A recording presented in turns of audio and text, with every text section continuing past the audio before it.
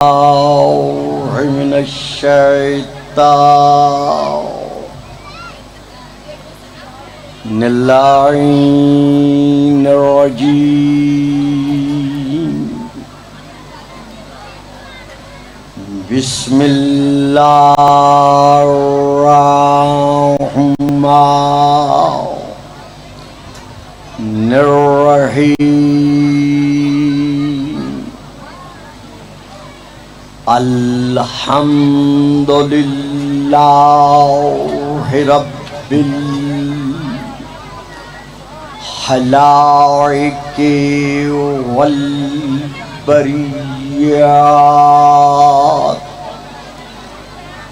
وعالم الجهر والخفيات وبيده ملكوت الأرضين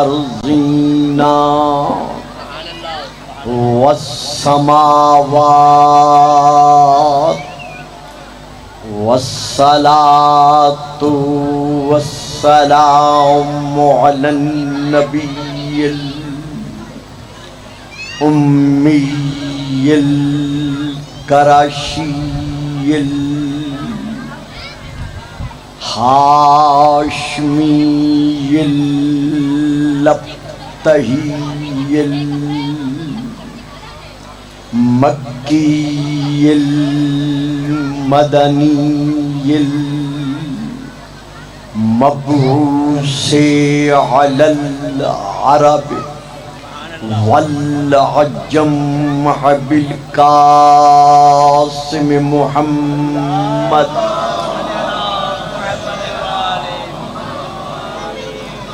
وعلى آله الطيبين الطاهرين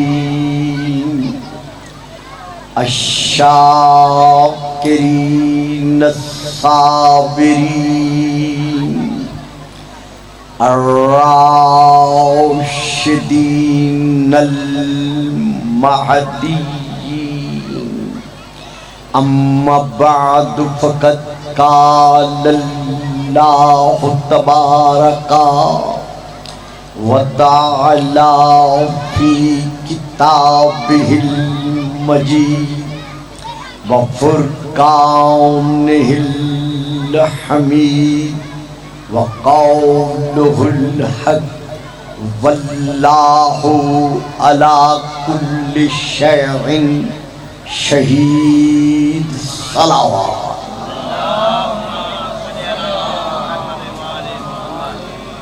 سب سے پہلے میں تمام حاضرین و سامعین سے ملتمس ہوں کہ ایک مرتبہ مل کر گلستان حسینی کے ریاض محمد و آل محمد کے سدا بہار پھول جن کی خوشبو ہمیشہ مذہب تشیع کے افراد کے مشام تک پہنچتی رہے گی.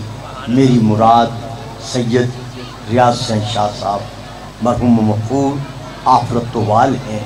ان کی روح پرفتوح کو ثواب پہنچانے کے لیے اپنے اپنے گھرانوں کے جو افراد وفات پا چکے ہیں ان کی ارواح کی بلندی درجات کے لیے اور محترم مکرم جناب بھائی چودھری الطاف حسین صاحب کے جو بزرگوار اس وقت یہاں موجود نہیں ہے جہان میں، تمام مومنین و مومنات حبداران محمد و آل محمد سب کی ارواح کو ثواب پہنچانے کے لیے افواج پاکستان کے وہ فشناس افراد، پولیس کے وہ فشناس ہمارے بھائی اور ملک و ملت پر جان قربان کرنے والے ہمارے محافظ، ان سب کی ارواح کو ثواب پہنچانے کے لیے ایک مرتبہ سورۃ الحمد اور 6 مرتبہ سورۃ التوحید کی تلاوت فرمائیں.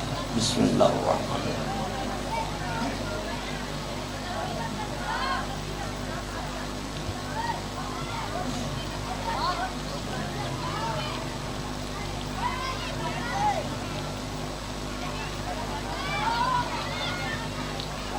صلی اللہ محمد و آل محمد. نعرہ تکبیر،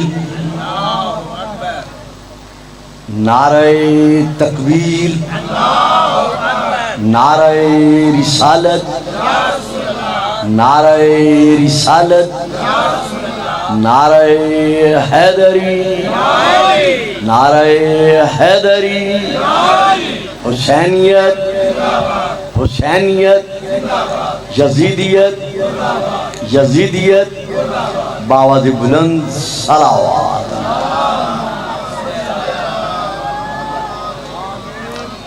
صاحبان اسلام و ایمان و ایقان، ارباب معرفت و محبت و مودت، عاشقان رسول و آل رسول و عاشقان رسول، ولایت محمد و آل محمد کے سائے میں زندگی کے بسر ہونے والے ایک ایک سانس کو معراج عبادت تسلیم کرنے والے میرے معظم مکرم سامعین، میں نے اس وقت آپ کے سامنے سورہ البروج کی آیت نمبر 9 کی تلاوت کا شرف حاصل کیا ہے۔ اس آیت میں اللہ نے تمام اولاد آدم پر اس حقیقت کو روز روشن کی طرح واضح فرمایا ہے کہ اے فرزند آدم، تم مشرق و مغرب میں، جنوب و شمال میں، زمین کی دھرتی کے جس علاقے میں جو عمل بھی بجا لاتے ہو، کبھی یہ تصور نہ کرنا کہ میرے اس عمل کو میرے سوا اور کوئی نہیں دیکھ رہا۔ توجہ فرمائی صاحبانہ، تم جو بھی عمل چاہو جہاں چاہو جب بجا لاتے ہو تو تمہارے صفحات ذہن پر یہ نقش رہے کہ باللہ علی کل شیء شہید، کہ اللہ ہر شے پر گواہ ہے، شہید ہے، یعنی اللہ ہر شے پر حاضر و ناظر ہے، ہر شے کا اللہ عینی گواہ ہے۔ اب میں پھر آپ کے سامنے ایک اور آیت پڑھ رہا ہوں سورہ یونس کی، جس میں اللہ پھر اسی موضوع پر ارشاد فرما رہا ہے، ثم اللہ علی کل شیء شہید ثم اللہ شہید علی ما یفعلون۔ یاد رکھو کہ جو وہ عمل جہاں جہاں بجا لاتے ہیں، ثم اللہ شہید علی ما یفعلون، وہ جو اعمال بھی بجا لاتے ہیں اللہ ان کے اعمال کو دیکھ رہا ہے۔ اب میں پھر ایک اور آیت پڑھ رہا ہوں، اس میں اللہ، یہ تیسرے سورہ کی آیت ہے سورہ آل عمران کی، جس میں اللہ پھر ارشاد فرما رہا ہے، واللہ شہید علی ما تعملون، تم جو عمل بھی بجا لاتے ہو کبھی بھول کر بھی یہ تصور نہ کرو کہ میرے اس عمل کو میرے سوا اور کوئی نہیں دیکھ رہا، بلکہ اللہ تمہارے عمل کو دیکھ رہا ہے۔ اب میں پھر ایک اور آیت پڑھ رہا ہوں سورہ المجادلہ کی، یہ آیت ہے جو اب میں آپ کے سامنے تلاوت کر رہا ہوں۔ ارشاد خداوندی ہے، ما یکون من نجوى ثلاثۃ الا هو رابعهم ولا خمسۃ الا هو سادسهم ولا ادنى من ذلك ولا اکثر۔ تم میں سے اگر 3 بیٹھ کر کوئی عمل بجا لا رہے ہو تو یہ مت سوچو کہ ہم 3 کے علاوہ ہمیں دیکھنے والا اور کوئی نہیں ہے، ہوا رابعہم، تم تین میں چوتھا اللہ موجود ہے۔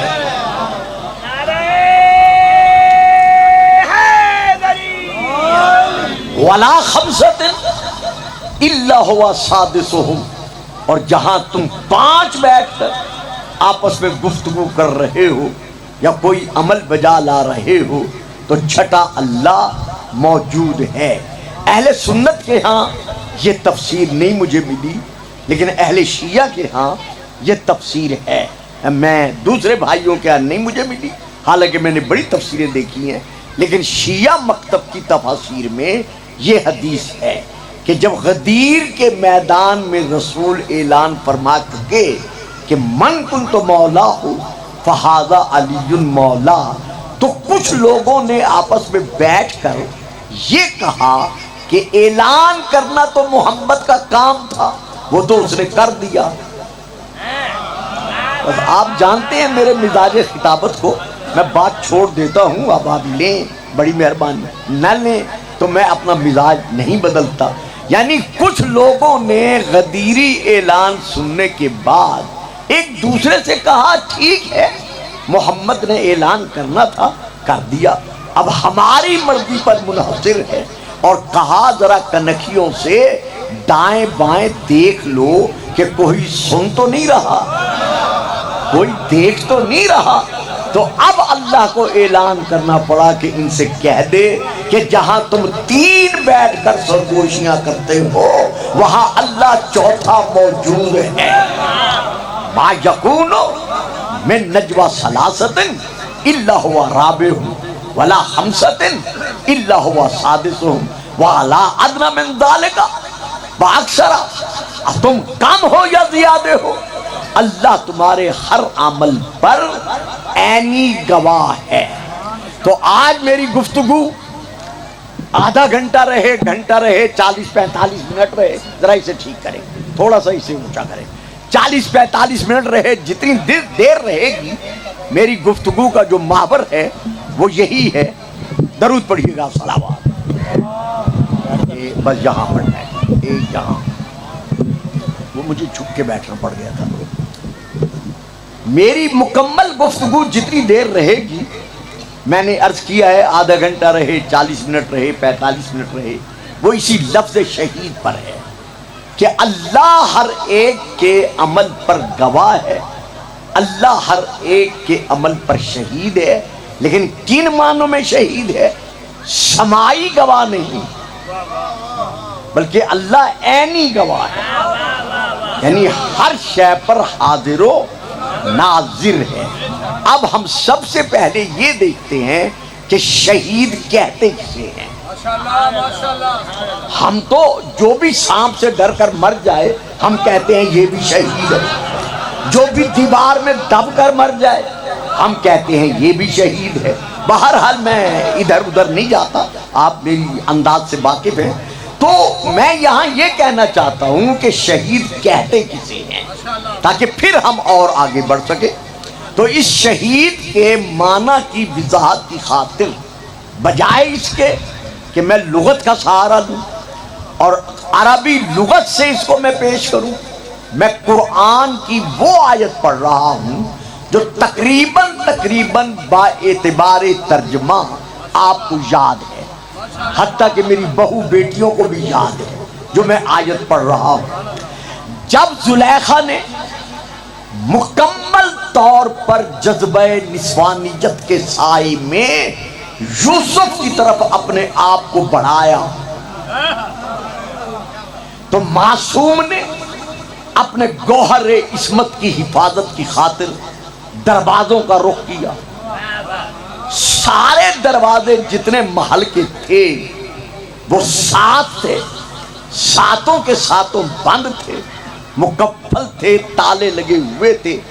جیسے ہی جناب یوسف بند دروازے کی طرف لپکے تو زلیخا نے تمزیہ طور پر مسکراتے ہوئے چابی دکھا کر کہا کہ یوسف بسبل کی طرح، یعنی زخمی پرندے کی طرح پھڑ پھڑا کر انہی کمروں میں رہ کر زمین پر گر تو سکتے ہو لیکن دروازوں سے باہر نہیں جا سکتے کیونکہ تمام تالوں کی چابیاں میرے پاس ہیں۔ تو جناب یوسف نے آسمان کی طرف دیکھ کر کہا تیرے قبضے میں چابیاں ہیں، اس کے قبضے میں تقدیر ہے۔ یہ کہا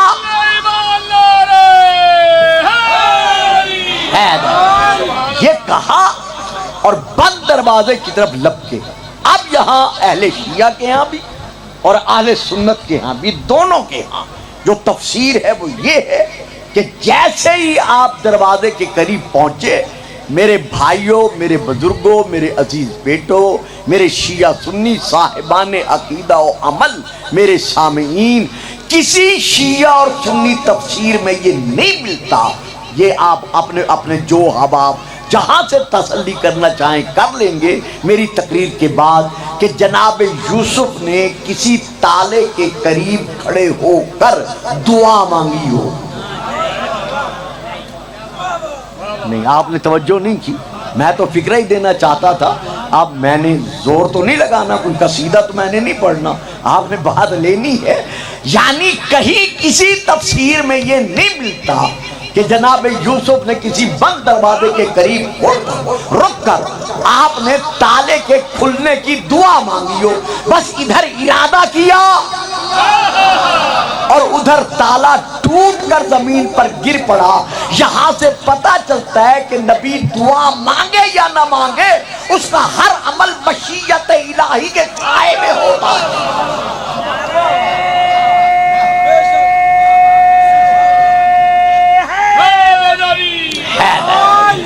ایک ایک تالا ٹوٹتا گیا، معصوم دامن عصمت بچا کر دروازوں سے گزرتا گیا۔ جب 7واں دروازہ کھلا اب پیچھے زلیخا ہے، آگے جناب یوسف ہے۔ بھائی سونے نہیں دوں گا، باقی ہر شے برداشت کر لوں گا۔ یہ بھائی رسی سے کھیل رہے تھے، میں نے نہیں ٹوکا، وہ بھائی ناخن سے کھیل رہے ہیں، میں نے کچھ نہیں کہا، لیکن سونا برداشت نہیں کروں گا۔ درود پڑھیے گا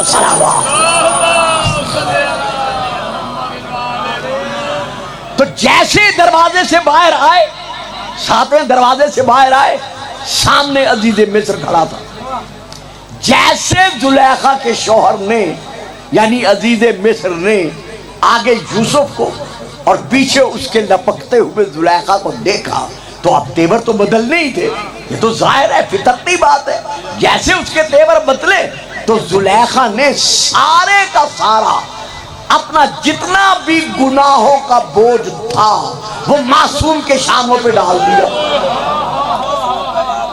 یعنی یہ ہے تفسیر۔ یہ بچہ بٹھا دیں، اس بچے کو نا، بیٹا جاؤ ادھر جا کے کھیلو، جاؤ میرا بیٹا جاؤ کھیلو، جاؤ میرا بیٹا جاؤ، شاباش شاباش۔ درود پڑھیں، صلوات، ایک ڈھیلی ڈھیلی صلوات اور بھی پڑھ دیں، صلوات۔ جب اس نے سارا اپنا بوجھ جناب یوسف علیہ السلام کے شانوں پر ڈال دیا، اب غریب الوطن یوسف کیا کرے؟ آپ نے دائیں بائیں دیکھنا شروع کیا۔ جب دیکھنا شروع کیا تو عزیز مصر نے غصے میں آ کر کہا یوسف اب کسے دیکھ رہے ہو؟ کہا تیرے گھر میں اپنا گواہ دیکھ رہا۔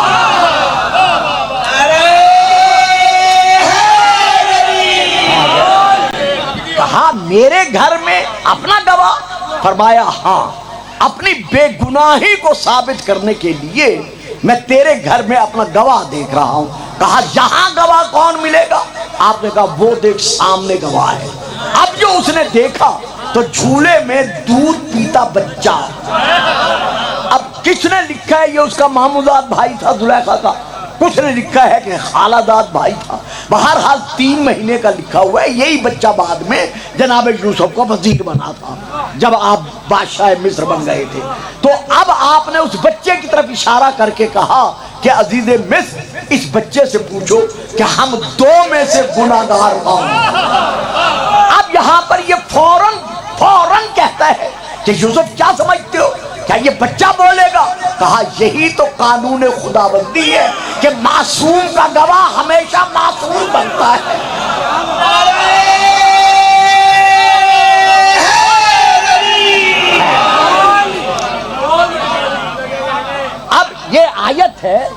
سورہ نمبر 12 کی یعنی سورہ یوسف کی، اسے گھروں میں جا کر آپ خود دیکھ لیجئے گا۔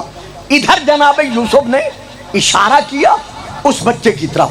اب یہ ہے آیت، میں شہید کا معنی سمجھانا چاہتا ہوں۔ وَشَهِدَ شَاهِدٌ مِّنْ آلِهَا إِنْ كَانَ قَمِيصُهُ قُدَّ مِّن قُبُلٍ فَصَدَقَتْ وَهُوَ مِنَ الْكَاذِبِينَ وَإِنْ كَانَ قَمِيصُهُ قُدَّ مِّن دُبُرٍ فَكَذَبَتْ وَهُوَ مِنَ الصَّادِقِينَ کہ اے عزیز مصر، اگر یوسف کو آزمانا ہے تو اس کے کرتے کا دامن دیکھو، اگر آگے سے پھٹا ہوا ہے تو پھر زلیخا سچی ہے، یوسف جھوٹا ہے، اور اگر پیچھے سے پھٹا ہوا ہے تو پھر یوسف سچا ہے، زلیخا جھوٹی ہے۔ تو اب یہ بچہ جناب یوسف نے گواہی میں کیوں پیش کیا؟ اس لیے کہ جھولے میں سونے کے باوجود یہ سارا واقعہ آنکھوں سے دیکھ رہا تھا۔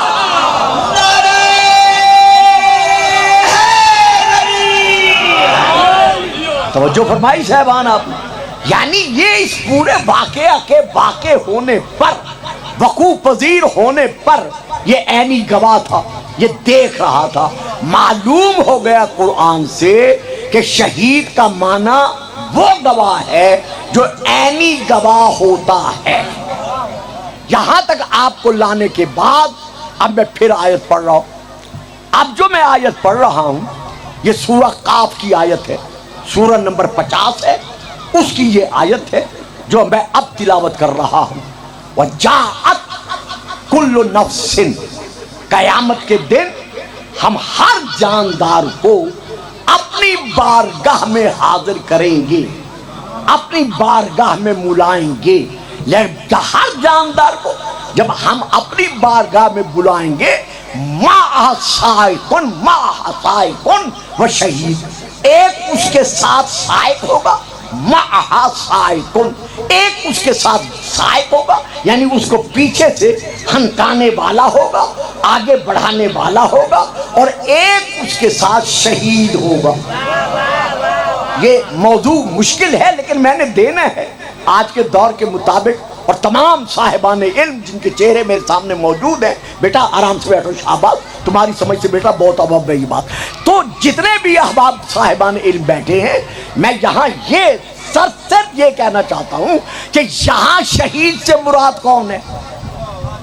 یعنی جو جاندار بھی وجاءت کل نفس معہا سائق و شہید، جو جاندار بھی قیامت کے دن ہم اپنی بارگاہ میں لائیں گے، بلائیں گے، ایک اس کے پیچھے ہوگا جو اس کو آگے بڑھانے والا ہوگا، اور ایک شہید اس کے ساتھ ہوگا۔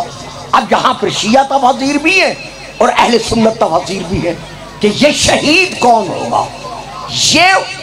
یہ شخص جو پڑھایا جا رہا ہوگا، جس نبی کا یہ امتی ہوگا، وہ نبی اس کا گواہ بن کر اللہ کی بارگاہ میں پیش ہوگا۔ نہیں آپ بولے نہیں، بات واضح نہیں ہوئی، آپ بولتے تو میں سمجھتا واضح ہو گئی ہے۔ میں پھر سمجھاتا ہوں، یعنی جو جاندار، جو انسان اللہ کی بارگاہ میں قیامت کے دن جب حاضر ہوگا تو اس کے ساتھ ایک شہید ہوگا۔ اب شہید سے مراد کیا ہے؟ اگر ہوتے یہ دو فرشتے تو لفظ شہید نہ ہوتا، تثنیہ کا لفظ ہوتا، دو کا ہوتا، یہاں ایک ہے، شہید ہے۔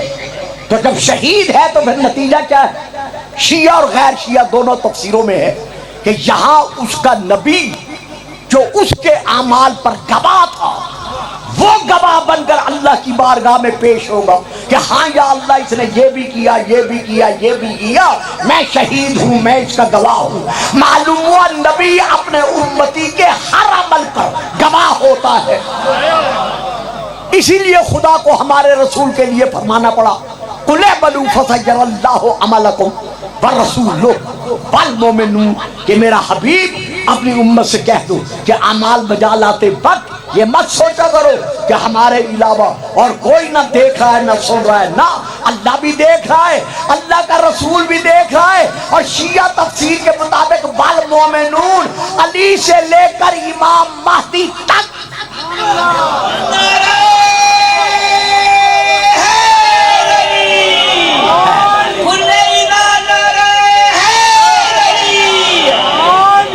سارے معصوم دیکھ رہے ہیں، لیکن نہیں۔ میں پھر اسی طرح پڑھتا ہوں کہ قیامت کے دن ہر امتی کا جو شہید یعنی جس کا وہ امتی ہے وہ نبی اس کے اعمال پر گواہ بن کر اللہ کی بارگاہ میں پیش ہوگا۔ تو یہاں شہید سے مراد کیا ہے؟ نبی۔ تو نبی اس کے اعمال پر کیسا گواہ ہے؟ عینی گواہ ہے، یعنی وہ جہاں بھی مثلا آپ جو عمل بجا لا رہے ہیں، اگر کوئی اس وقت تقریر کو صرف عادت سمجھ کر سن رہا ہے تب بھی اللہ گواہ ہے، نبی گواہ ہے، اور اگر کوئی عبادت جیسے کہ آپ عبادت سمجھ کے سن رہے ہیں تو تب بھی نبی گواہ ہے۔ تو اب شہید کے معنی یہاں کیا ہوئے؟ عینی گواہ۔ اب میں پھر ایک اور آیت پڑھ رہا ہوں، فَكَيْفَ إِذَا جِئْنَا مِن كُلِّ أُمَّةٍ بِشَهِيدٍ وَجِئْنَا بِكَ عَلَىٰ هَٰؤُلَاءِ شَهِيدًا۔ جب اذان شروع ہوگی میں رک جاؤں گا۔ میرا حبیب وہ منظر بھی کیسا منظر ہوگا؟ وَجِئْنَا بِكَ، بے شک اللہ اکبر، اللہ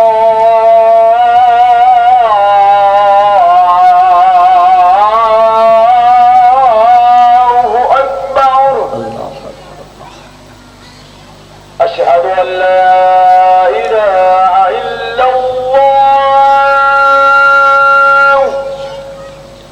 اشہد ان لا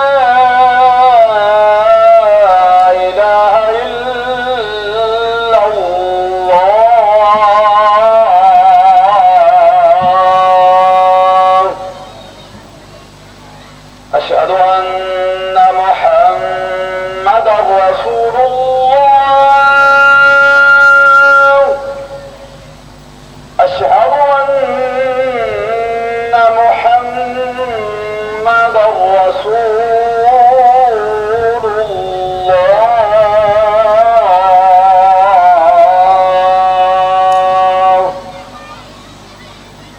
حي على الصلاة،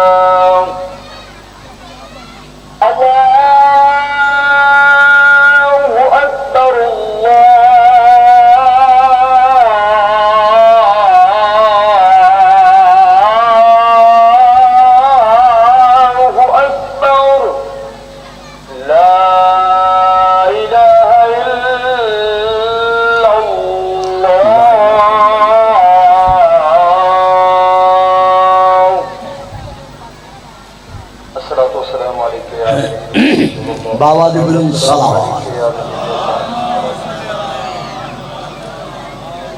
ہر امتی پر اس کا نبی شہید ہے، گواہ ہے۔ اب میں پھر آیت پڑھ رہا ہوں، فَكَيْفَ إِذَا جِئْنَا مِن كُلِّ أُمَّةٍ بِشَهِيدٍ وَجِئْنَا بِكَ عَلَىٰ هَٰؤُلَاءِ شَهِيدًا۔ میرا حبیب وہ وقت کیسا وقت ہوگا جب ہم ہر گروہ کا ایک گواہ اپنی بارگاہ میں لائیں گے، یعنی ہر نبی جو اپنی امت کا گواہ ہے ہم اسے اپنی بارگاہ میں پیش کریں گے۔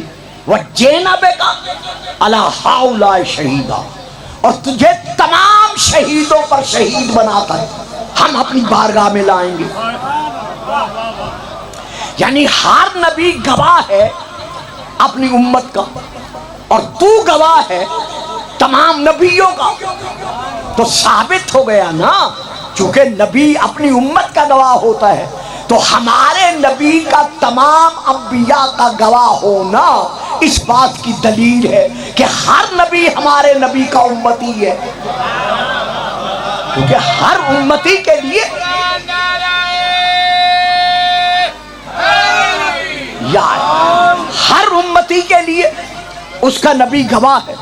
तो फिर इस आयत से ये वाज़ेह हो गया कि हमारा नबी जो तमाम अंबिया का गवाह है, तो मालूम हो गया कि हर नबी हमारे नबी का उम्मती है। अच्छा, फिर गवाह समाई नहीं है बल्कि गवाह ऐनी है। तो अब आइए उस हदीस की तरफ कि अव्वल मा खलक़ल्लाहुल अक़ल, अल्लाह ने सबसे पहले जिसे खल्क किया है वो अक्ल है। तो सहाबा ने अर्ज किया, या रसूल अल्लाह, क्या अल्लाह की पहली मखलूक अक्ल है? फरमाया अव्वल मा खलक़ल्लाहुल क़लम, अल्लाह ने सबसे पहले जिसे खल्क किया है वो कलम है। तो मौला अव्वल मखलूक फिर कलम हुई। फरमाया अव्वल मा खलक़ल्लाहुल लौह, अल्लाह ने सबसे पहले जिसे खल्क किया है वो लौह है।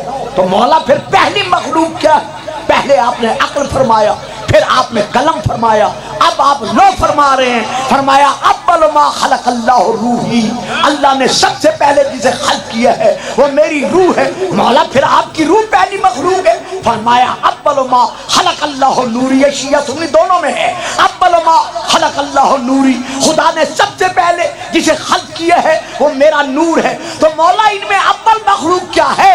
फरमाया इन सब की, यानी अक्ल, कलम, लौह, रूह, नूर, इन सब की हकीकत वाहिदा का नाम है मोहम्मद।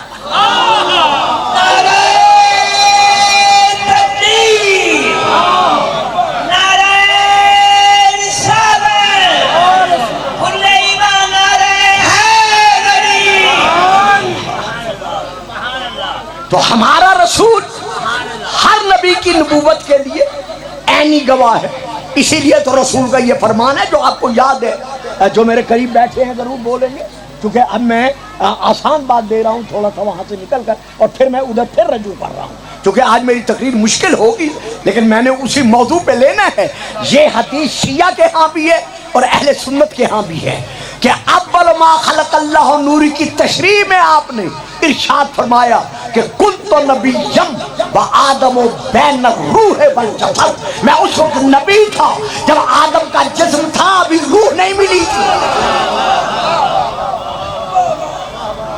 तो मालूम हुआ हमारा रसूल, हमारा नबी हर नबी का ऐनी गवाह है।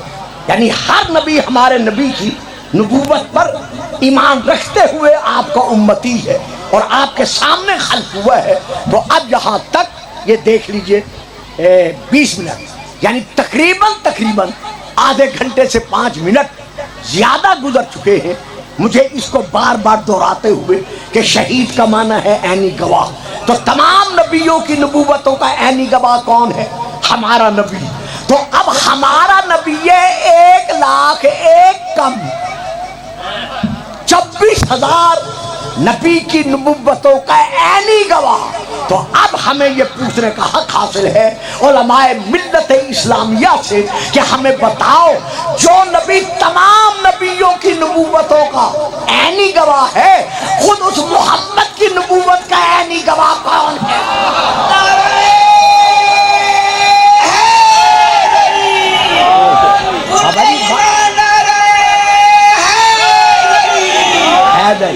मेरी बात समझ रहे हैं जी? बात समझ में आ रही है? यानी ये मैं अपना सवाल फिर दोहरा रहा हूं, क्योंकि मुझे इल्म है कि हम में से कुछ अहबाब ऐसे हैं जो अपनी अकीदत मोहम्मद व आले मोहम्मद के साए में कोशिश करते हैं कि ये खिताब जहाँ तक वो पहुँचा सकते हैं वो पहुँचाने की पूरी कोशिश करते हैं।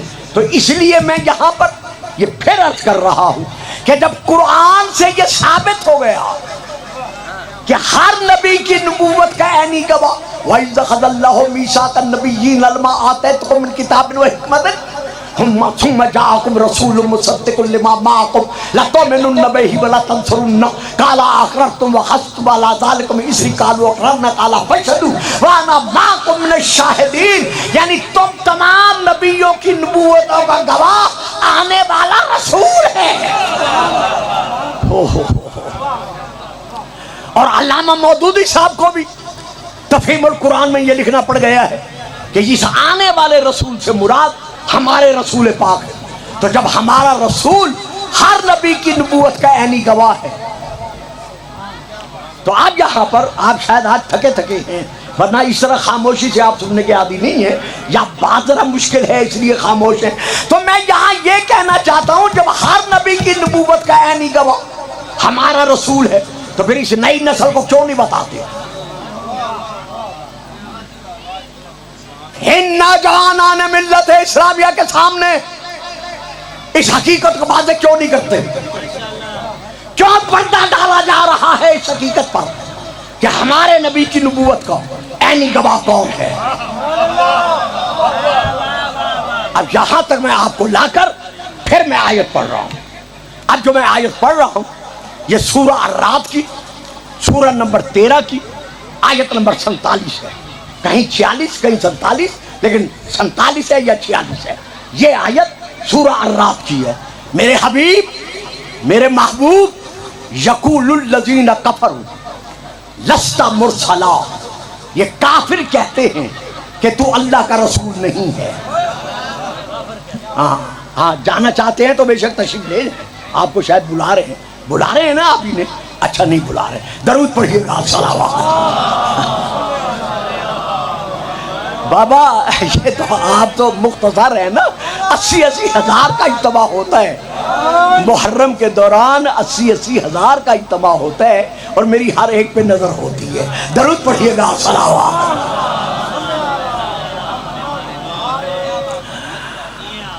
یقول الذین کفروا، میرے بعد کسی نے پڑھنا ہے؟ انہوں نے پڑھنے؟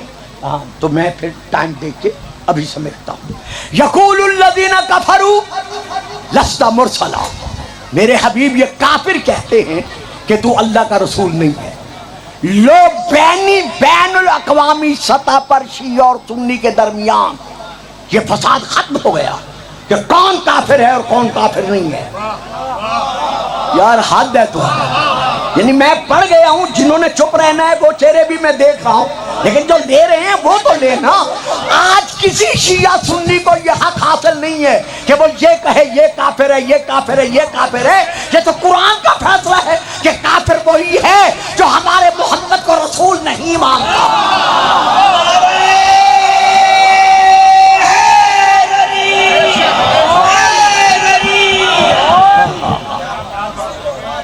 کیسا فساد ہے، کیسی لڑائی ہے، کیسی تفریق ہے. جب وہ کہتا ہے وہ کافر ہے، وہ کہتا ہے وہ کافر ہے. نہ، صادق رسول کا فرمان ہے من قال لا الہ الا اللہ محمد الرسول اللہ فہو مسلم. جس نے لا الہ الا اللہ محمد الرسول اللہ پڑھ لیا وہ مسلمان ہے. یہ الگ بات ہے کہ آگے قرآن پھر وضاحت کر رہا ہے کہ قالت الاعراب آمنا قل لم تؤمنوا ولکن قولوا اسلمنا ولما يدخل الايمان في قلوبكم. کہ حبیب یہ لوگ کہتے ہیں کہ ہم ایمان لائے، ان سے کہہ دے کہ تم ہرگز ایمان نہیں لائے بلکہ کہو ہم اسلام لائے، کیونکہ ایمان ابھی تمہارے دلوں میں داخل نہیں ہوا.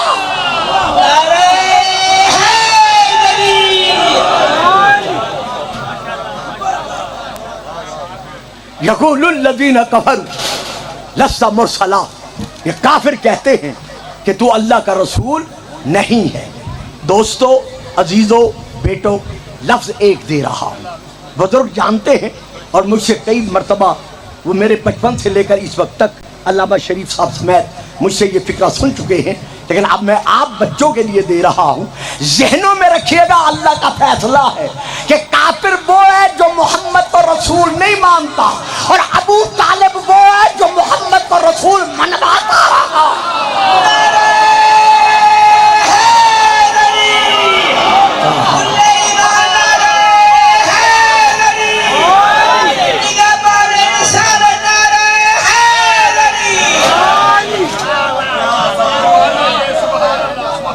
انشاءاللہ زندگی ہے تو دوران محرم میں اس موضوع کو بھی اگر ذہن میں آ گیا اور مولانا نے یاد دلا دیا تو میں اس کو لے کر ایک آدھ دن چلوں گا، کیونکہ آج کل پھر بین الاقوامی سطح پر ہم بریلوی علماء کے شکر گزار ہیں، وہ ہم سے زیادہ اس وقت موضوع ابو طالب علیہ السلام پر گفتگو فرما رہے ہیں، لیکن جہاں سے انکار کیا جا رہا ہے ہم ان سے پوچھنا چاہتے ہیں کہ وہاں بیٹھ کر انکار کر رہے ہو جہاں دیوار کعبہ ابو طالب کے ایمان کی گواہی دے رہی ہے۔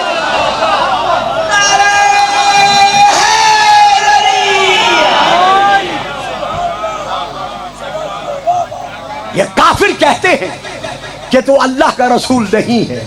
میرے حبیب ان سے کہہ دو، اب پھر وہی شہید ذہنوں میں رہے، قل صیغہ امر ہے، اللہ رسول کو حکم دے رہا ہے کہ ان سے یہ کہہ دو۔ اب کیا کہہ دو؟ کفا باللہ شہیدم بینی و بینکم، تمہارے اور میرے درمیان میری نبوت کا ایک گواہ کافی ہے اللہ۔ اب اللہ کافی ہے پر آیت ختم نہیں ہوئی۔ یار حد ہے میرے سامنے بیٹھنے والوں، اور پتر تو میں نے تنگ کر رہے ہیں، تو میری گل نہیں لے رہا۔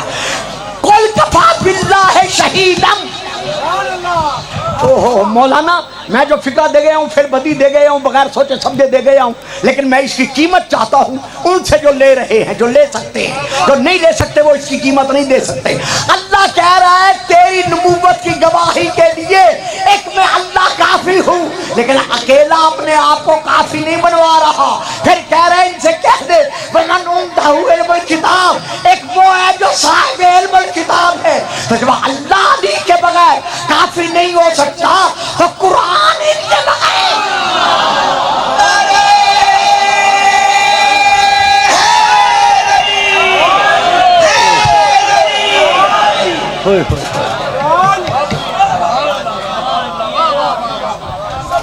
کہہ دو ان سے کہ میری نبوت کا ایک گواہ کافی ہے اللہ، اور ایک میری نبوت کا گواہ وہ ہے جو صاحب علم الکتاب ہے۔ بیٹا بات سمجھ میں آ رہی ہے؟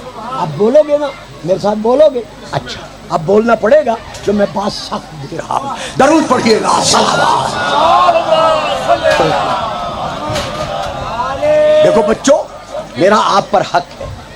سن 1953 میں نے پہلی تقریر کی تھی، جب میں چوتھی کلاس میں پڑھتا تھا، چھٹی یا ساتویں میں تھا جب میں پہلی مرتبہ شیخ پورے آیا تھا، اور اس وقت الحمدللہ تقریباً 63 64 65 میں محرم پڑھ چکا ہوں۔ تو میرا آپ پر حق ہے، اگر میرے بچے میرے اس ضعیفی کے عالم میں اس وقت الحمدللہ 74 میں داخل ہو چکا ہوں، بلکہ اسے عبور کر رہا ہوں، تو جب میں آہستہ سے نہیں پڑھ رہا تو پھر آپ چپ کر کے کیوں سن رہے؟ درود پڑھیے گا، صلوات۔ جیتے رہو میرے بچوں، خفا نہ ہونا، یہ اپنے حق کی وجہ سے میں آپ سے کبھی کبھی ایسی باتیں کر لیتا ہوں۔ تو میں یہاں یہ کہنا چاہتا ہوں کہ اب اللہ تو واضح ہے، اللہ کا گواہ ہونا، بابا جی گل سمجھ آ رہی ہے میری؟ اللہ تو گواہ ہے، ٹھیک ہے، کوئی شک نہیں ہے۔ اب آگے اللہ نے دوسرے گواہ کا نام نہیں لیا، کیونکہ مزاج قرآن یہی ہے، اللہ نام نہیں لے رہا، صفت بتا رہا کہ دوسرا گواہ محمد کی نبوت کا کون ہے؟ وَمَنْ عِنْدَهُ علم الکتاب، جس کے پاس صرف کتاب کا علم نہیں۔ اب میری بات مشکل ہوگی، اور یہاں سے 15 منٹ پڑھوں، 20 منٹ پڑھوں، 25 منٹ پڑھوں، مصاحب شاید نہ پڑھوں، بچے کو میں عزیز کو ٹائم دے دوں گا، چونکہ شبی انہوں نے برآمد کرانی ہوگی۔ تو میں یہاں پھر رک کر یہ بات کہنا چاہتا ہوں کہ بمن عندہ علم کتاب نہیں ہے۔ اگر ہوتا علم کتاب تو کتاب نکرہ ہوتا، یہاں ہے علم الکتاب، کتاب پر الف لام ہے، جو کتاب کو خاص بنا رہا ہے۔ معلوم ہوا خاص کتاب ہے جس کا پورا علم اس کے سینے میں ہے۔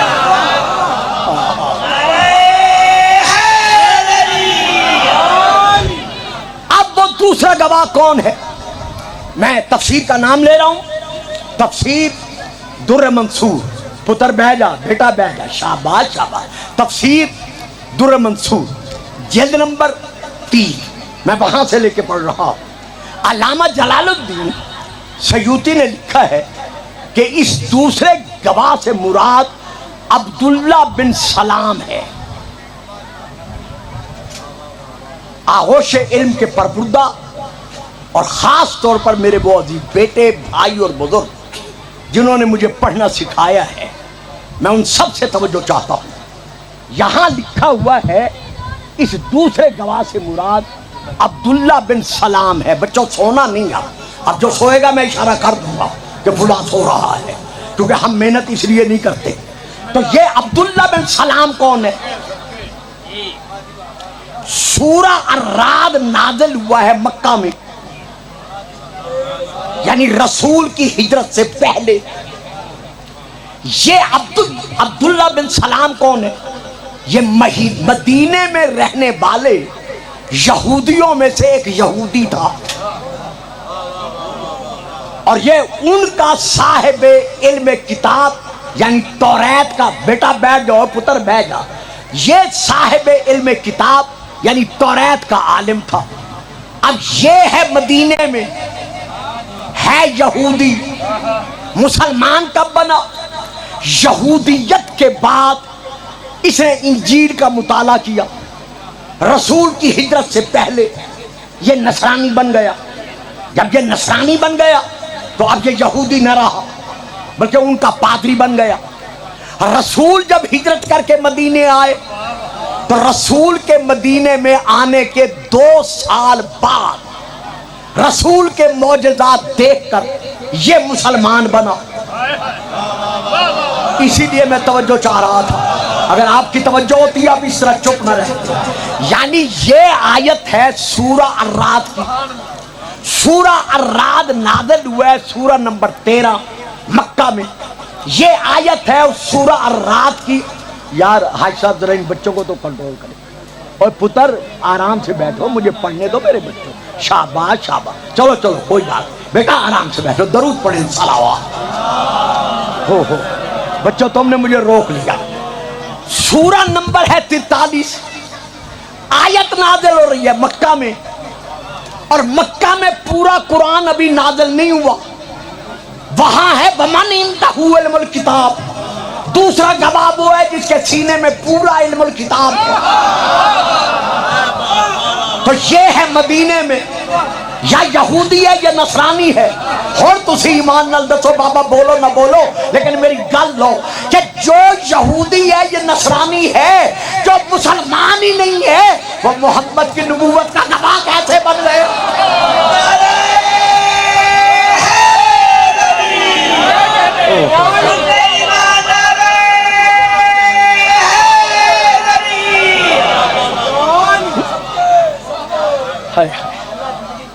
تو اب رسول ہے مکہ میں، یہ ہے مدینے میں۔ اچھا جی، ایک اور قول پیش کیا ہے صاحب تفسیر در منصور نے، وہ دوسرا اب مجھے سمیٹنا پڑ گیا ہے ورنہ میں شاید اسے تفصیل سے پڑھتا۔ وہ قول یہ ہے کہ جی دوسرا گواہ جبرائیل ہے، یعنی ایک گواہ اللہ ہے، دوسرا گواہ جبرائیل ہے۔ تو گواہی کن کے سامنے دینی ہے؟ کنہ کو گواہ کی ضرورت ہے؟ کافروں کو تھی نا کہ نہیں میں نبی ہوں اور میری نبوت کا ایک گواہ اللہ ہے اور ایک صاحب علم الکتاب ہے۔ اگر جبرائیل گواہ ہے تو نہ اللہ سامنے آ رہا ہے نہ جبرائیل سامنے آ رہا ہے، تو گواہی کون دے گا؟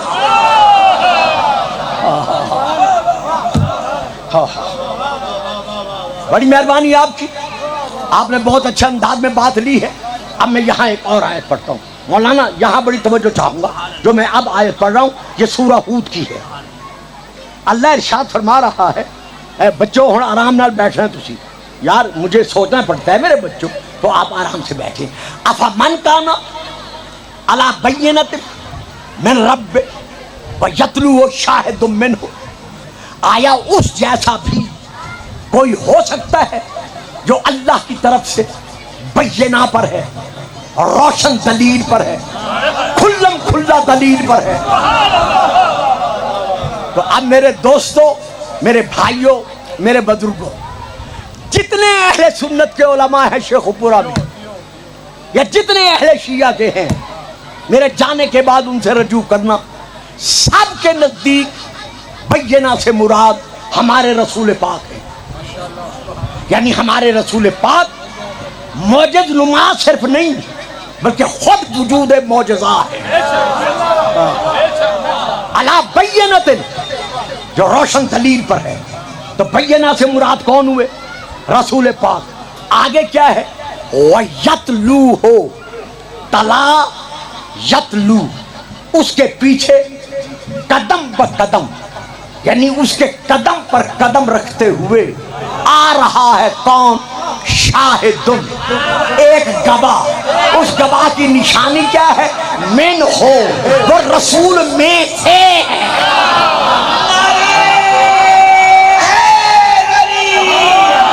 واہ بھائی واہ، جیتے رہو، سلامت رہو. بات سمجھ میں آ رہی ہے؟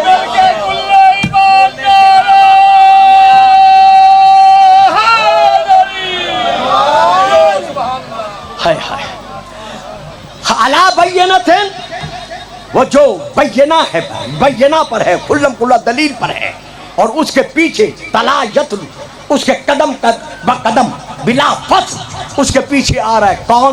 شاہدن، ایک گواہ. اور اس گواہ کی شان کیا ہے؟ من ہو، وہ اس رسول میں سے ہے. اگر کہو گے عبداللہ بن سلام یہودی گواہ ہے مسلمان بننے کے بعد، تو پھر بتاؤ وہ رسول میں سے ہے؟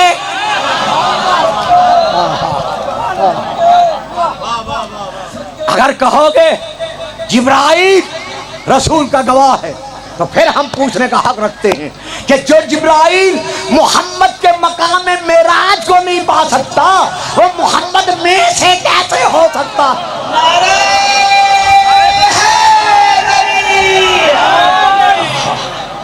اب بتاؤ وہ گواہ کون ہے؟ درود پڑھیے گا، صلوات.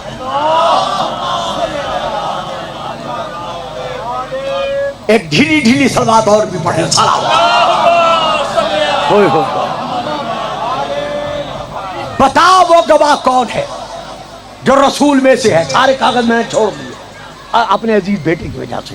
اب میں پوچھنا چاہتا ہوں وہ گواہ کون ہے؟ یہ ہے، ثابت کرو من ہو. یہ ہے، ثابت کرو من ہو. یہ ہے، ثابت کرو من ہو. وہ ہے، ثابت کرو من ہو. بابا جی کوئی جھگڑا نہیں ہے، کوئی لڑائی نہیں ہے، کسی کے حق میں گستاخی نہیں ہے. من ہو تم ثابت کرو، مانتے ہم ہیں.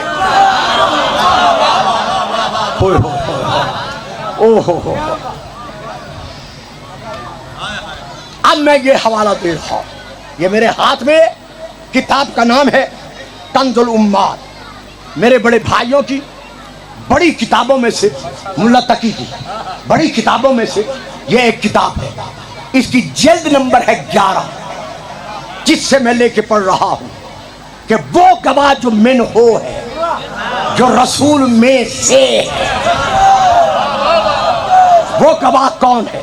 اب یہ دیکھیے، کنز الامال جلد نمبر 11، مطبوعہ بیروت لبنان، عربی میں حدیث نمبر 32,880.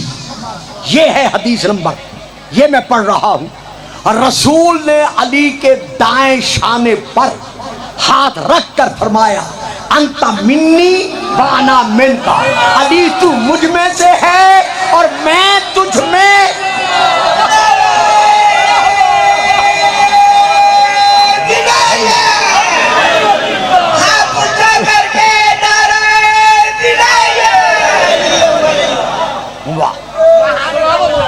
یہ ہے ایک حدیث. اب میں پھر دوسری حدیث پڑھ رہا ہوں. یہ حدیث نمبر ہے 32,883. یہ ہے حدیث نمبر اسی کتاب کا جس کا حوالہ دے چکا ہوں. جب یمن کی فتح کے بعد اسلامی لشکر مدینے آ رہا تھا تو تو یمنی قیدیوں میں سے ایک کنیز علی نے اپنے لیے تجویز کر لی. کچھ مسلمانوں کو نام ہے وہاں، میں نہیں دے رہا، کچھ مسلمانوں کو علی کا یہ عمل ناگوار گزرا. انہوں نے اپنے ایک ساتھی کو مدینے پہنچنے سے پہلے رسول کے پاس بھیجا کہ جاؤ، جا کر رسول سے علی کی شکایت کرو کہ علی یہ عمل بجا لائے ہیں. اب میں نے حدیث نمبر بتا دی ہے، اس میں یہ درج ہے کہ جب وہ مسلمان صحابی رسول کے پاس پہنچا اور اس نے مسجد میں بیٹھ کر علی کا شکوہ کرنا، گلہ کرنا رسول کے سامنے شروع کیا. یہ حدیث نمبر بھی اور حدیث بھی میرے ہاتھ میں ہے. رسول نے اس کی طرف دیکھ کر کہا ما تریدون من علی، ما تریدون من علی، 3 مرتبہ کہا ما تریدون من علی. تم علی کے متعلق کیا کہنا چاہتے ہو؟ کیا کہنا چاہتے ہو؟ کیا کہنا چاہتے ہو؟ کیا تم سمجھتے نہیں ہو؟ تمہارے علم میں نہیں ہے کہ علی کون ہے؟ اِنَّ عَلِيًّا مِنِّي وَأَنَا مِنْهُ، علی مجھ سے ہے، میں.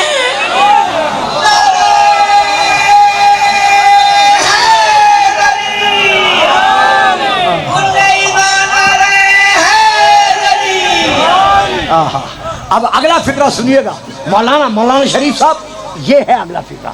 یہ کہہ کر رسول نے خاموشی سے حدیث ختم نہیں کی، بلکہ فرماتے ہیں وَهُوَ وَلِيٌّ مِّن بَعْدِي لِكُلِّ مُؤْمِنٍ، ہر مومن کا میرے بعد علی ولی ہے. اب بتاؤ جو گلہ کرے گا وہ مومن کہاں رکھے گا؟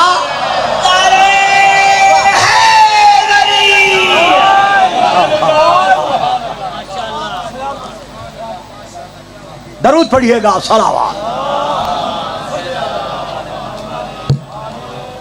اب یہاں پر پھر حدیث ہے، حدیث نمبر 32,886. جب رسول پاک غزوہ تبوک میں جانے لگے اور علی کو مدینے میں چھوڑا تو علی نے عرض کیا یا رسول اللہ، کیا آپ مجھے عورتوں اور بچوں میں چھوڑ کر جا رہے ہیں؟ تو رسول پاک نے ارشاد فرمایا یا علیو اما ترضی ان تکون منی بمنزلۃ ہارون من موسیٰ. علی کیا تو اس بات پر راضی نہیں ہے کہ تجھے مجھ سے وہی مقام حاصل ہے جو ہارون کو موسیٰ سے حاصل تھا؟ جس طرح موسیٰ نے اللہ سے ہارون مانگا تھا، اسی طرح میں نے اللہ سے تجھے مانگا.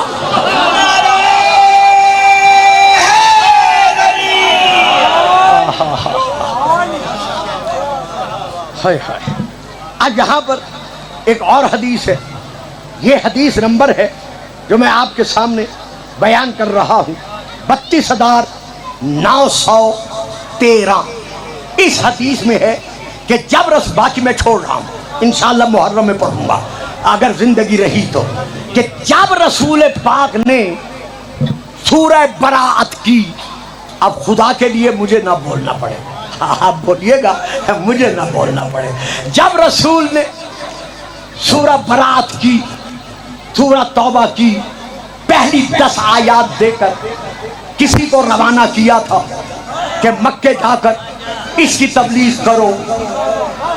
ابھی وہ تھوڑی دور گئے تھے کہ رسول نے پیچھے سے علی کو بھیج دیا کہ علی جاؤ اور جا کر وہ آیات ان سے لے لو اور خود مکے میں جا کر تم تبلیغ کرو. علی پہنچے، آیات لی، واپس آئے. انہوں نے آ کر، جنہوں نے واپس آنا تھا، آ کر کہا یا رسول اللہ، اگر علی کو ہی بھیجنا تھا تو پھر مجھے کیوں بھیجا؟ کہا میں نے تو علی کو نہیں بھیجا. واہ صحیح واہ، میں نے تو علی کو نہیں بھیجا. کہا یا رسول اللہ، علی نے تو یہی کہا کہ رسول نے مجھے بھیجا ہے، ان سے آیات لے لو، تم جاؤ انہیں بھیج دو. علی نے کہا نا بابا جی، میں نے علی کو نہیں بھیجا، بلکہ تمہیں بھیجنے کے بعد میرے پاس اللہ کی طرف سے جبرائیل آیا اور آ کر کہا تیرا رب تجھے سلام دے رہا ہے، اور سلام کے بعد کہہ رہے لن یعدی عنک الا انت اور رجل منک. میرا محمد ان آیات کی تبلیغ کے لیے یا خود جا یا اس مرد کو بھیج جو تجھ میں سے ہے.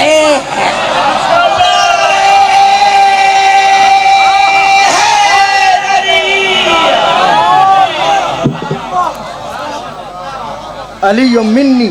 گھنٹہ گزر گیا ہے، میرا خیال ہے میں تمام کرتا ہوں. تاکہ عزیز کو ٹائم دیں. نہ کوئی بات نہیں. دیکھیں انہوں نے پڑھنا ہے تو جی ہاں اچھا جی تھوڑا سا مصائب ہو جاتا ہے. درود پڑھیے گا.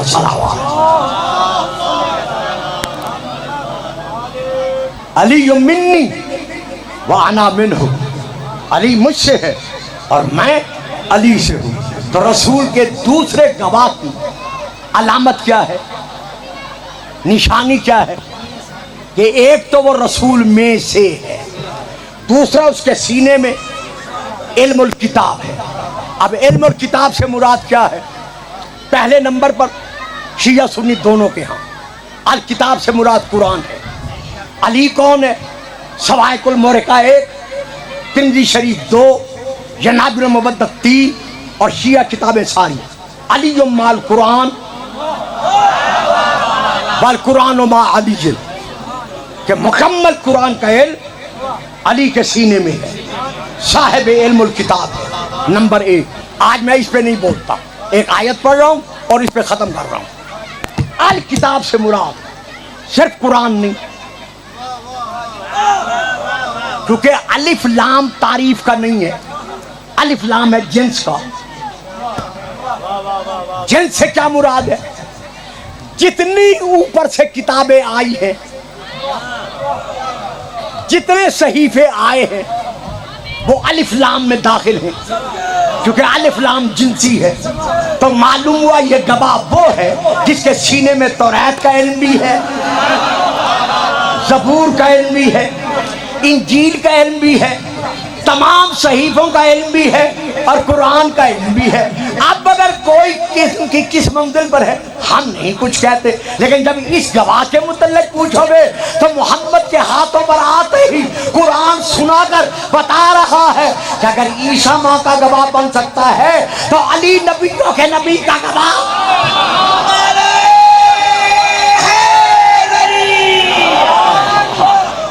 لیکن نہیں میرے معظم مکرم سامعین, میں ایک اور آیت پڑھ رہا ہوں اور اسی پہ ختم کر رہا ہوں. اللہ اکبر. سورہ نمبر 31 کی یہ آیت ہے جس میں اللہ ارشاد فرما رہا ہے کہ وہ لوگ جن کو علم کتاب ایمان اور علم الکتاب, کتاب اوت العلم جو صاحب علم ہے, والذین ان لوگوں کو جن کو علم عطا کیا گیا ہے, صاحبان ایمان ہے, وہ قیامت کے دن جتنے لوگ حاضر ہوں گے ان سے کہیں گے لقد لبستم فی کتاب اللہ الی یوم البعث فہذا یوم البعث, کہ دیکھو تم نے اللہ کی کتاب میں قبروں سے اٹھتے وقت تک زندگی بسر کی ہے اور اب تم قبروں سے اٹھائے گئے ہو. ھذا یوم البعث, یہ تمہارے قبروں سے اٹھائے جانے کا دن ہے. اور تم نے زندگی کس میں بسر کی ہے؟ پھر کتاب میں. تو یہاں شیعہ اور سنی دونوں کے نزدیک یہاں کتاب سے مراد کیا ہے؟ آیت پھر سن لیں, سورہ نمبر 31 کی یہ آیت ہے لقد لبستم فی کتاب اللہ الی یوم البعث فہذا یوم البعث, تم قبروں سے اٹھائے جانے کے دن تک اللہ کی کتاب میں رہے ہو. گھروں میں جا کے دیکھ لینا. اور آج کا دن جو ہے جس دن تم قبروں سے اٹھائے گئے ہو یہ یوم البعث ہے. تو یوم البعث تک کس میں رہے ہو؟ کتاب میں. اب اس کتاب سے مراد کیا ہے؟ قرآن نہیں ہے, انجیل نہیں ہے, توریت نہیں ہے, زبور نہیں ہے. جو مولوی ہے شیعہ سنی کی بات نہیں ہے. آپ جانتے ہیں میری تقریر سب کے لیے ہوتی ہے, تمام صاحبان علم کے لیے ہوتی ہے. جائیں ان سے جا کر پوچھیں کہ اس کتاب سے مراد کیا ہے. اس کتاب سے شیعہ سنی کے نزدیک ہے پوری کائنات.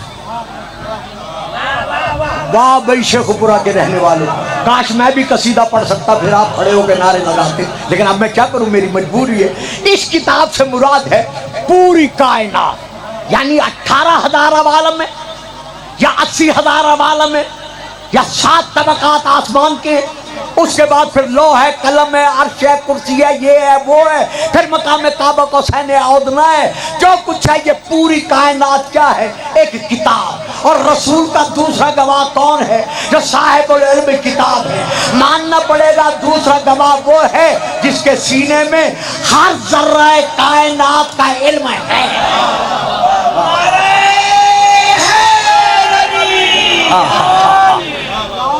اب اگر رسول کے بعد تلاش کرو گے وہ کون ہے، تو پوری کائنات میں صرف ایک علی ملتا ہے جو پکار پکار کر کہہ رہا ہے انی عالم بترک السماوات من ترک الارض۔ لوگوں جو کچھ مجھ سے پوچھنا چاہتے ہو پوچھ لو، میں زمینوں کے راستوں کی نسبت آسمانوں کے راستے زیادہ بہتر جانتا ہوں۔ اسی لیے تو رسول سے کہا تھا کہ یا رسول اللہ اپنی معراج کے حالات آپ سنائیں گے یا میں علی آپ کو سنا دوں؟ ساری کائنات کا علم علی کے سینے میں تھا، نگاہوں کے سامنے تھا۔ جب 40 ہجری 19 رمضان کی صبح کو بحالت نماز، روح نماز، معراج الصلاۃ، علی ابن ابی طالب یہ ذہنوں میں رہے، یہ نماز نافلہ تھی۔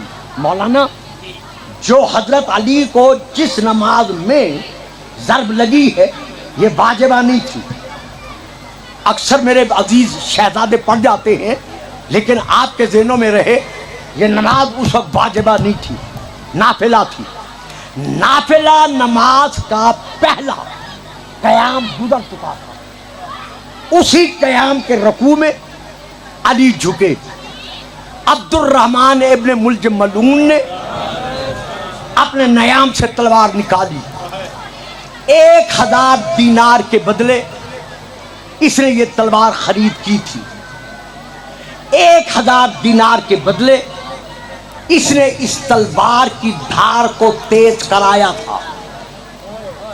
صرف 2 جملے دوں گا، زیادہ نہیں دوں گا، بیٹے کو ممبر دے رہا ہوں، مولانا کا حکم ہے کہ ایک جملہ پڑھ دو۔ 1000 دینار کے بدلے اس نے اس تلوار کو زہر میں بجھا کے رکھا تھا کہ اتنی زہریلی بن جائے کہ اگر ایک نوک بھی لگ جائے تو نوک کھانے کے بعد علی ظاہراً زندہ نہ رہ سکے۔ اب علی نے رکوع سے سر اٹھایا، سجدے میں گئے، پہلے سجدے سے سر اٹھا ہی تھا۔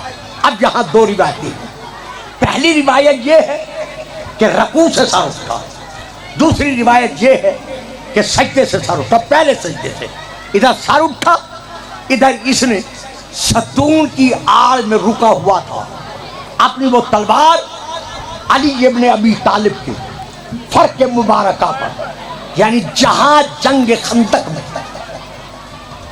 علی کے سر پر زخم لگا تھا وہاں اس نے زور سے دونوں ہاتھوں سے پوری قوت لگا کر وہ تلوار اسی زخم پر ماری۔ اتنے زور سے تلوار لگی کہ علی کے دماغ تک یہ تلوار اتر گئی۔ فوراً علی سجدے میں زمین پر آئے، آپ کی دستار خون میں ڈوب کر زمین پر گری۔ تمام مسلمان جتنے اس وقت تھے سب نے روتے ہوئے علی کو سنبھالا، دستار سنبھالی۔ بس میں 2 فکریں ہی دینا چاہتا ہوں۔ علی پر جب ضرب چلی تلوار کند نہ تھی، بس میں پڑھ گیا میں نے جو پڑھنا، یعنی علی کے سر اقدس پر ابن ملجم ملعون نے جو تلوار ماری ہے وہ کند نہیں تھی، زنگ آلود نہیں تھی، بلکہ اسے خصوصی طور پر زہر دے کر تیز کرا کر پھر علی کے سر پر وہ تلوار چلائی گئی۔ لیکن مولا علی آؤ ذرا کربلا میں دیکھو، حسین کی گردن مبارکہ پر جو شمر نے خنجر چلایا ہے اس کے متعلق جو روایت ہے وہ یہ ہے کہ عمدن اسے کند کیا گیا۔ کند کرنے کے بعد کہیں ہے 12 ضربے، کہیں ہے 18 ضربے۔ جو روایت میں پڑھ رہا ہوں یہ امام سجاد علیہ السلام سے ہے۔ خون رونے والے امام سے ایک صحابی نے پوچھا کہ مولا کیا یہ سچ ہے کہ آپ کے مظلوم کربلا بابا 12 ضربوں کے ساتھ شہید کیے گئے؟ امام دھاڑے مار کر روئے، فرمایا یہ وہ غم ہے جو روز و شب ہمیں رلا رہا ہے۔ اب وہ صحابی رو کے پھر کہتے ہیں مولا کیا بتائیں گے کہ 12 ضربے یا 18، یہ دوسری روایت ہے زیادہ تر 12 کی ہے، 12 ضربے چلا کر مار کر حسین کو اس نے کیوں شہید کیا، جبکہ حسین تو پہلے ہی شہید ہو چکے تھے۔ اب اگر یہ امام سے روایت نہ ہوتی تو میں آپ کے سامنے کبھی نہ پڑھتا، کیونکہ میری ایک منبر کی ذمہ داری ہے، شرعی ذمہ داری ہے، لیکن چونکہ امام کی طرف سے اس لیے میں پڑھ رہا ہوں۔ حسین کا سجاد بیٹا جس قدر دھاڑے مار کر رو سکتا تھا، امام روئے۔ وہ صحابی ہاتھ باندھ کے کہتا ہے مولا اگر میں گستاخی کر بیٹھا ہوں تو مجھے معاف کر دیں۔ فرمایا نہ، یہ میرے بابا کا غم ہی ایسا ہے جو مجھے بے تابی سے رلا رہا ہے۔ مولا آخر ہوا کیا؟ فرمایا سن سکتے ہیں تو سن۔ شمر سے یہی سوال اس کے ایک ساتھی نے کیا تھا کہ حسین تو ختم ہو چکا تھا، اکبر کی شہادت کے بعد حسین تو شہید ہو چکا تھا، تو تو نے بار بار ضربیں چلا کر حسین کو شہید کیوں کیا؟ ایک جھٹکے میں حسین کا سر تن سے الگ کر دیتا۔ اب میں آپ سے معافی مانگتا ہوں، اگر کسی کا دل دکھے تو مجھے معاف کر دینا، جتنا ہو سکے گا میں پردے سے گزر جاؤں گا اور منبر چھوڑ رہا ہوں۔ امام فرماتے ہیں اس نے اس ساتھی کو یہ جواب دیا کہ جب میں حسین پر ضرب چلا لیتا تھا تو حسین کی گردن کی جب ایک رگ یا 2 رگیں جب کٹ جاتی تھی تو میں خنجر اٹھا لیتا تھا، یہ دیکھنے کے لیے کہ حسین زمین پہ تڑپتا کیسے ہے، حسین زمین پر ہاتھ پاؤں کیسے مارتا ہے۔ تو ہر ضرب کے بعد میں خنجر اٹھا کر حسین کو تڑپتا ہوا دیکھتا تھا، لیکن ہائے رونے والوں عزاداروں، جب 12ویں یا 13ویں ضرب چلی اور امام کا سر تن سے جدا ہوا تو اب 3 چیزیں، اور کچھ نے لکھا ہے 4 چیزیں، لیکن میں نے 3 چیزیں پڑھی ہیں وجود میں آئی۔ ایک شے اوپر سے نیچے آئی،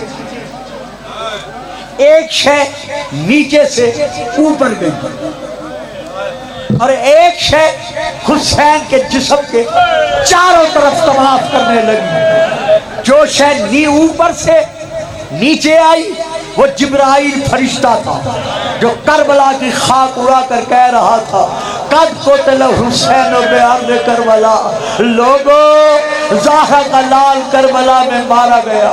اور جو شے نیچے سے اوپر گئی وہ غریب زہرا کا زخمی سر تھا جو نیزے کی نوک پر بلند کیا گیا، اور جو شے چاروں طرف گھومی وہ سیدہ زینب تھی جو تلے زینبیہ سے اتر کر حسین کے چاروں طرف طواف کر کے کہہ رہی تھی لوگوں اب تو مجھے بھائی کے ہاتھ پیر بنانے دو، اب تو مجھے غریب زہرا کا گلا چوم لینے دو۔ الا لعنت اللہ علی القوم الظالمین۔